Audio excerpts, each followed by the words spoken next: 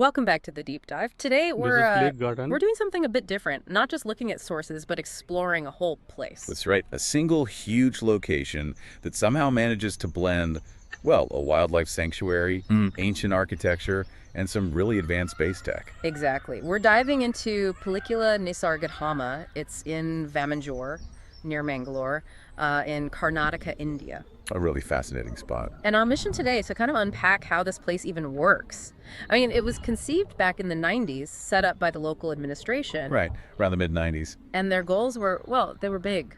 Conserve biodiversity, preserve the local culture, and provide top-notch education, all in one place. And the scale is pretty impressive right off the bat. We're talking 370, maybe 375 acres. It's not just, a park. It's designed as this integrated eco-education and tourism hub. Yeah, that scale is definitely part of the story, and even the name tells you something deep about the area. Pilikula.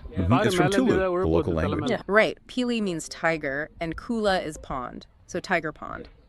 It apparently comes from this old local story about a pond where tigers used to drink. Yeah, it's a great name. Really connects the conservation work they do now back to the area's natural history. Such a powerful image. It is. Though officially the whole complex was renamed more recently to honor Dr. Shivarama Karanth, a famous Kannada writer and, well, a polymath, really. But everyone still knows it as Pilikula. Okay, so let's dig into the natural side first. That seems to be the foundation, right? Conserving the local environment, especially the Western Ghats. Absolutely, that's the core. And it takes up the most space. The biological park, think of it like a modern zoo, but also a refuge covers about 150 acres. And the sources say it's really focused, like laser focused on native species, not just lions and tigers and bears. Well, maybe tigers historically. Right. No, the emphasis is heavily on species from the Western Ghats. So you've got mammals, birds, reptiles, all native, and their enclosures. They're designed to mimic their natural habitats really closely. That's crucial for conservation. It is.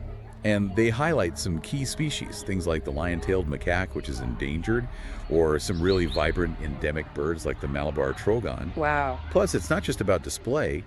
It serves as a wildlife rescue center for the region, and they actively run breeding programs for some of the more vulnerable species. So its impact goes beyond just the visitors. Okay, so animals covered. What about the plants? That same Western Ghats focus. Exactly the same commitment. There's a big botanical component. An arboretum, specialized gardens, again, all centered on plants endemic to the Western Ghats. Preserving that whole ecosystem. Right. And one part I found particularly interesting is the section specifically for medicinal plants. That's important. Not just preserving the plants themselves. But also the traditional knowledge associated with them. It's a living library, Yeah. in a way. So many of these plants are tied to traditional medicine, and that knowledge is fragile too. You lose the plants, you risk losing the knowledge. So, okay, we've got this deep grounding in local nature, local history, conservation, and then the complex takes this, well, almost jarring turn, right, into high-tech science. It is quite the pivot, but that's sort of the genius of it. You go from the local ecosystem to, well, the cosmos. The main piece here is the Regional Science Center. Designed to boost science literacy, I gather, with exhibits and activities. Yeah, exhibition galleries, hands-on stuff for kids, a 3D theater. Pretty standard for a good science center. But then the planetarium. This is where it gets really interesting, according to the sources. A large and The beautiful Swami lake. Vivekananda Planetarium. This is the kicker. The It's water is India's very first deep. 3D As you planetarium. can see, India's first. Okay.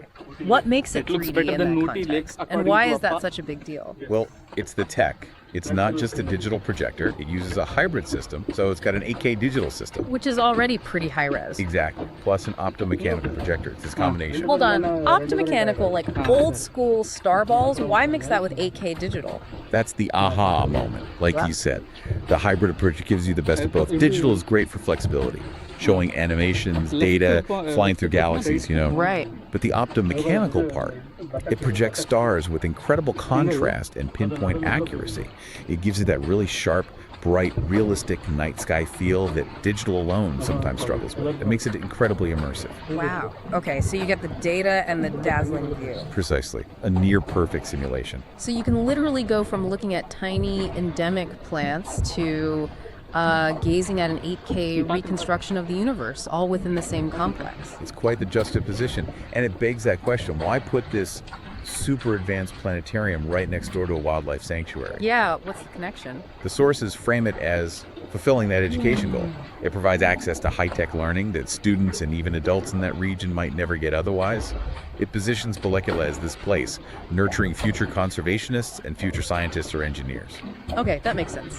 Bridging different kinds of knowledge, past, present, future, all coexisting. Right. Speaking of the past, we pivot again. We go from 8K stars back down to Earth and way back in time to traditional buildings and crafts. This is the blend that seems so unique about Pilikula. Future tech meets deep heritage. And this part directly addresses their cultural preservation goal. They have a heritage village, sometimes called an artisan village. Not just like a museum with old stuff in cases. No, it's much more alive than that. It's a recreated rural village aiming to show the traditional culture of the Tulu Nadu region, specifically. Tulu Nadu, okay. And you mentioned specific architecture, like the Guthu house. Yes, the Guthu house is a key feature. It's a reconstruction of the traditional manor house, kind of for the landowning communities in that area. Built with specific local materials, wood, laterite stone, mud, tiles, and unique architectural methods. So it's like walking into a history book. Kind of, yeah, but a living one. Because it's not just about the buildings, they showcase traditional livelihoods. How so? Like demonstrations? Exactly. You can see people practicing traditional crafts, not just generic pottery, but specific regional handloom weaving, carpentry using older methods, traditional oil pressing, farming tools. And they also work to preserve the local performing arts. It's about keeping those skills and traditions alive, functional, not just relics. That seems just as important as saving the endangered animals, in a way. Preserving the human ecosystem, too. I think that's the philosophy, yes. But isn't there a risk? You've got this super high-tech, flashy planetarium next door.